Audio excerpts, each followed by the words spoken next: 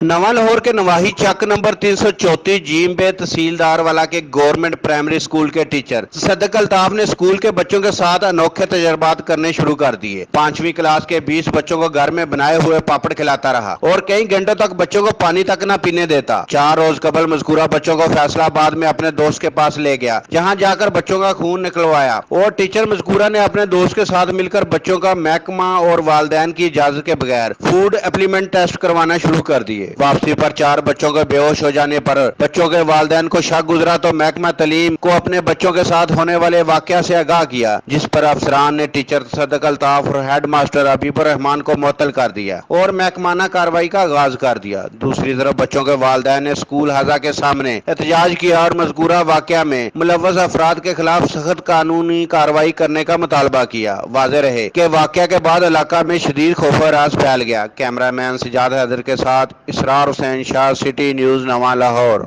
हम लाते हैं top news, आपके फेवरेट टॉक शोज और अनलिमिटेड एंटरटेनमेंट सिर्फ यूट्यूब पर।